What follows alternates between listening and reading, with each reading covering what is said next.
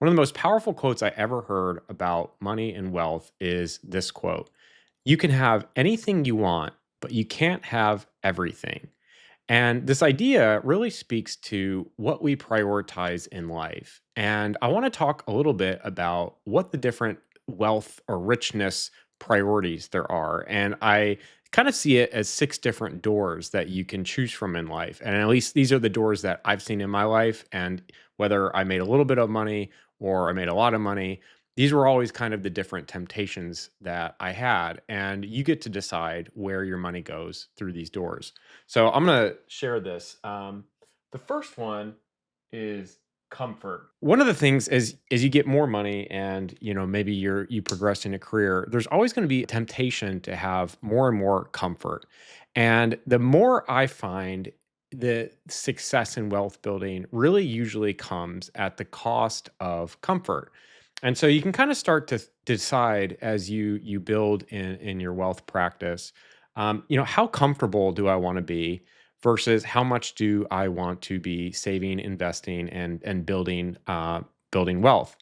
And so it's kind of this back and forth that you have to kind of balance within yourself. The next one is convenience. So we're always tempted for a more convenient option, and typically this convenience always comes at an additional cost, whether it's ordering something for food delivery or getting something faster, anything that brings convenience. Maybe it's having someone mow your lawn versus mowing it yourself, or having someone clean your house versus cleaning it yourself.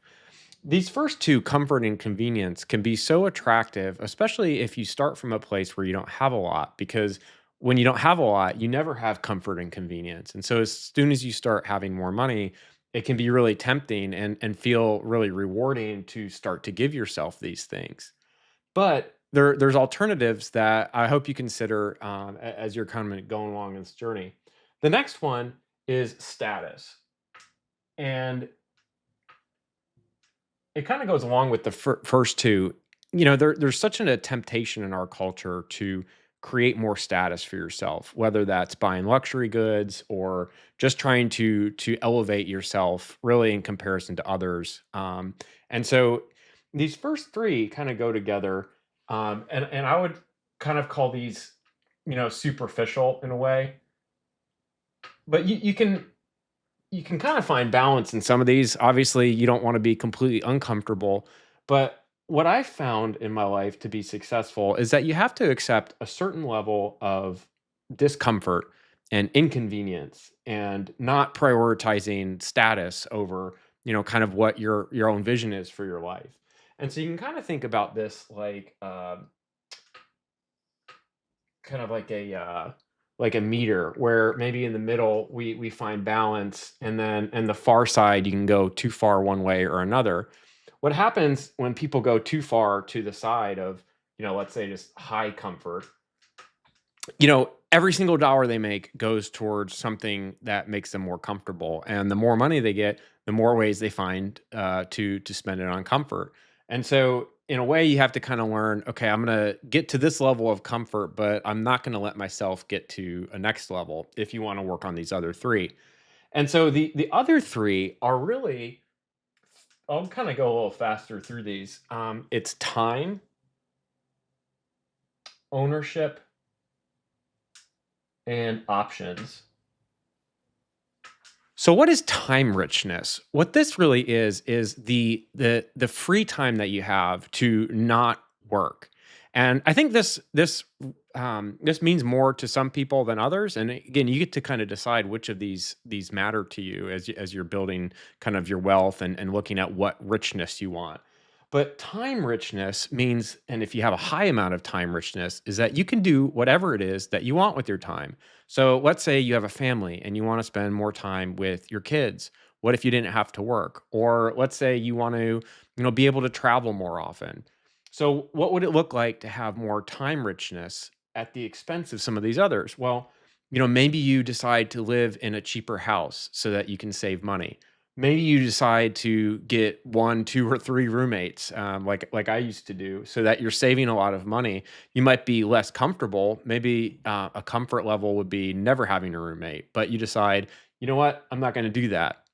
Convenience, instead of eating out, I'm gonna make food in, so that I'm building a wealth for time. Ownership kinda goes back to the idea that you have ownership over your life, and this kinda goes to the idea of, oh, my marker's dying, of control. So if you want more control, these things can start to control you because you're spending all of your money on these things. And then the moment you stop working, they go away. And so you lose control because you start working more and more to keep these things. So you might have a high level of status the more you move up in a job, but to keep that, you have to keep devoting yourself to that position.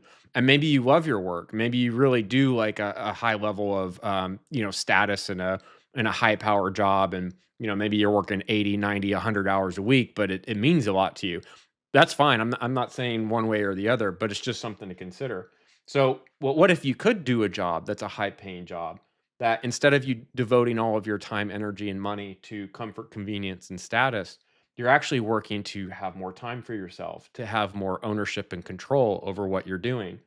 The last one is options. And so when you start building wealth and saving money for these things instead of these things, what you're going to allow yourself to do is have more options. So, these things start to kind of lock you down to a certain lifestyle. And so you start having lifestyle creep where you're buying more and more stuff.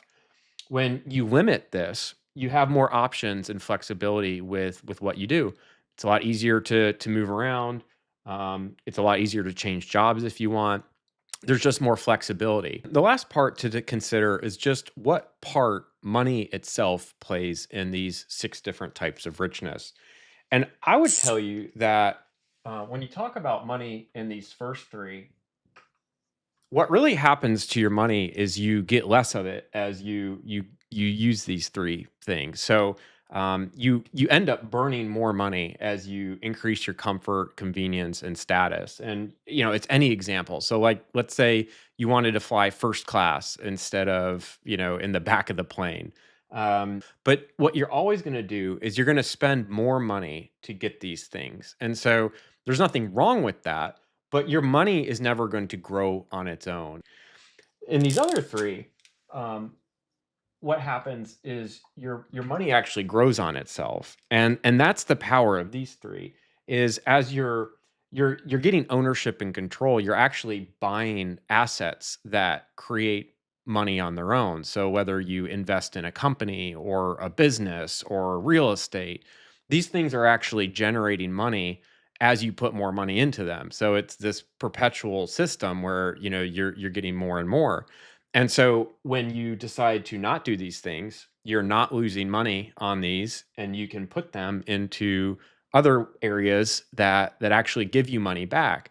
And so that's something, again, it's not a right or wrong, but it's good to understand that if you target these things and this is what you're really going after, it's much harder to build wealth. And I would say that these top 3 are really focused on lifestyle, and these bottom 3 are really focused on expansion. And I would tell you that for most people in a wealthier bracket, it's the focus on expansion and what your money can do for itself as it builds versus funding a lifestyle that is the key to really building a wealthy life. And lastly, I would also tell you, if you ever hear this phrase, uh, you deserve, somebody is probably trying to take your money. And so this is a great marketing trick where it's like, you deserve a certain level of convenience and you deserve comfort. And this idea that marketers and businesses are going to try to tell you that you deserve something by giving them money. And so there's always going to be a cultural pull to take your money by telling you that these 3 things are what really matters in life. And the fight is actually to say, I actually deserve more ownership and options in my life. I deserve to have more time for myself and what's important to me than these things. And it's a constant struggle, and there's always temptation, and it's not necessarily a bad thing to say, I do deserve a little bit of convenience and comfort for the hard work I do, but just try to keep it in balance would be with my feedback. So I hope this framework is helpful for you as you go into the weekend, and maybe alter some behaviors out there. So thanks so much.